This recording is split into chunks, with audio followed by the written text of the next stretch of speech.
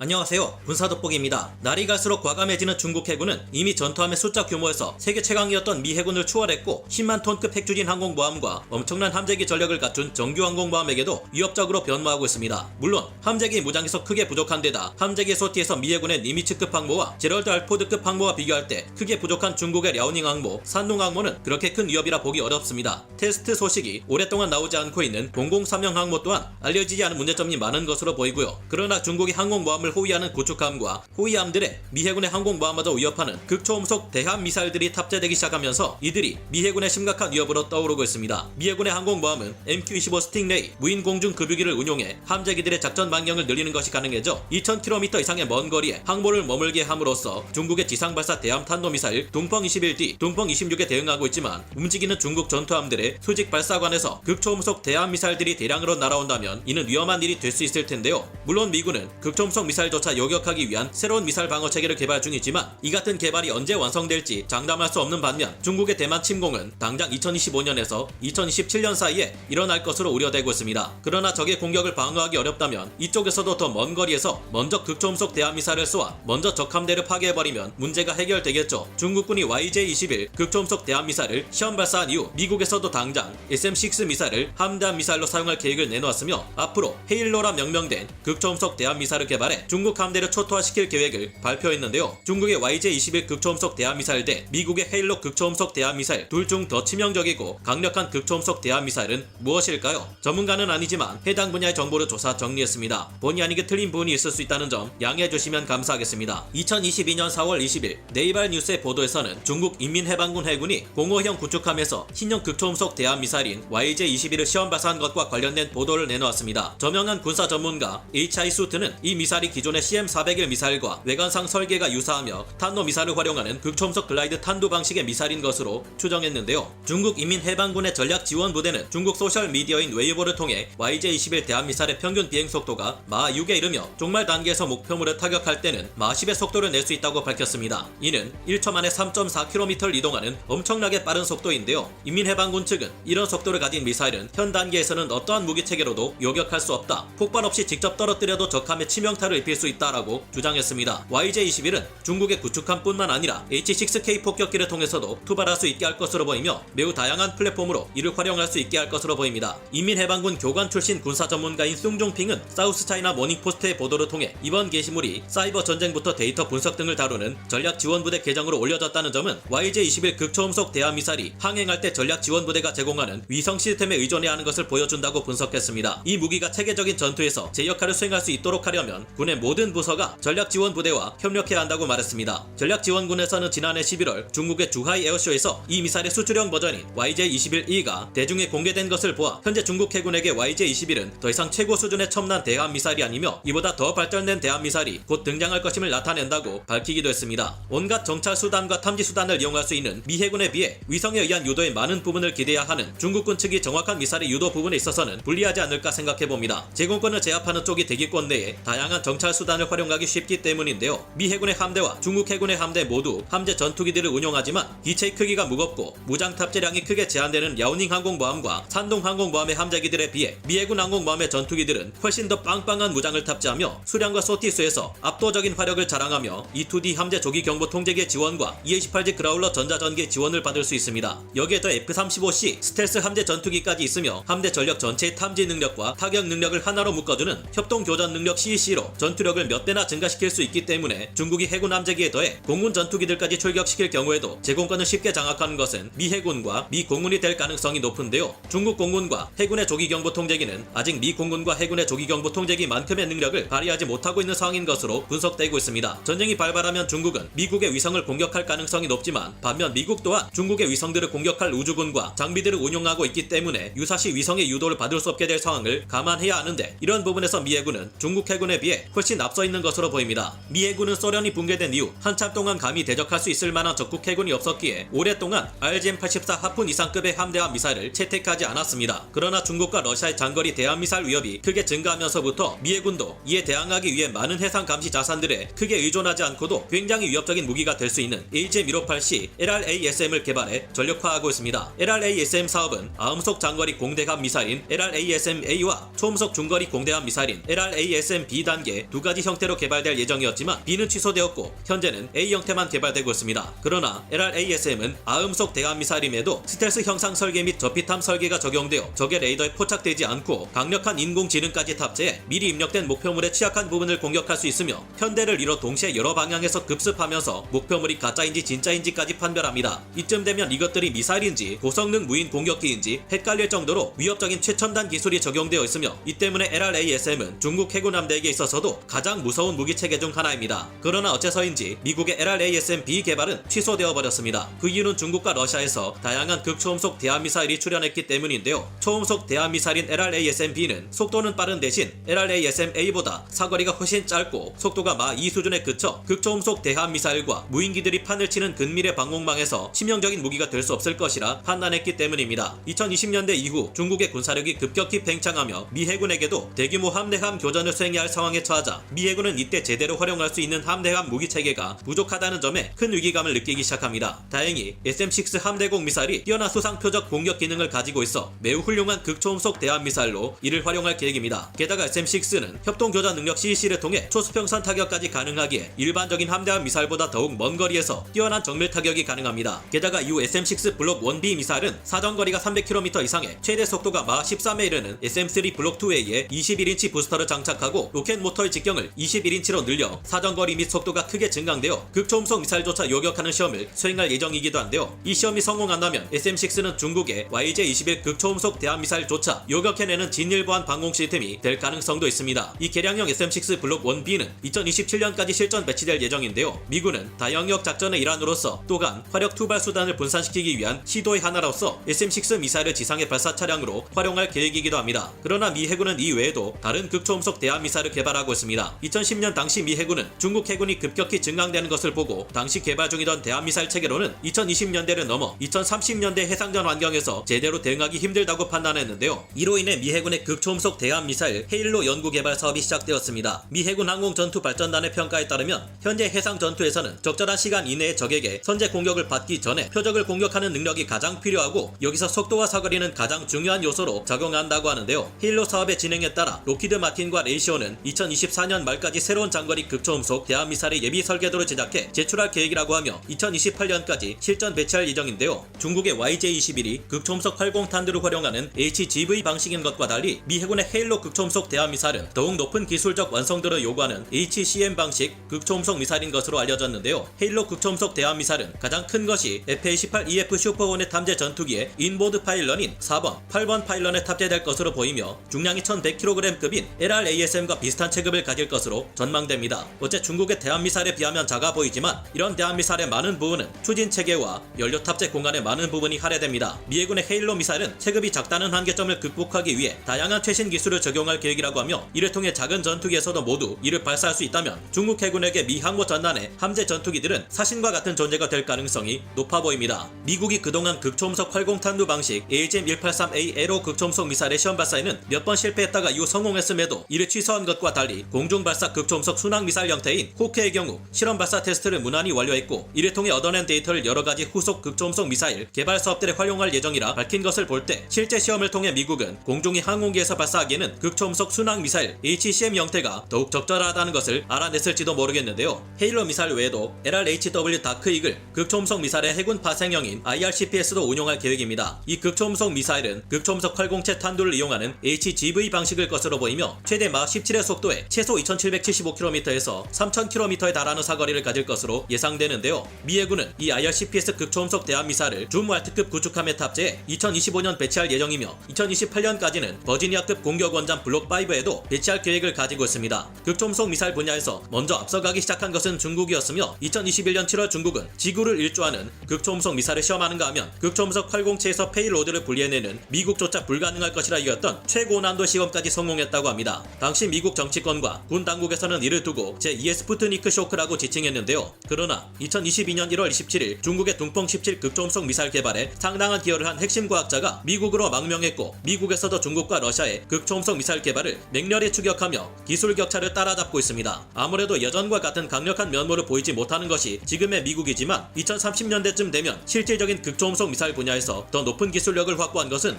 미국이 될지 지켜봐야겠는데요. 오늘 군사 돋보기 여기서 마치고요. 다음 시간에 다시 돌아오겠습니다. 감사합니다. 영상을 재밌게 보셨다면 구독, 좋아요, 알림 설정 부탁드리겠습니다.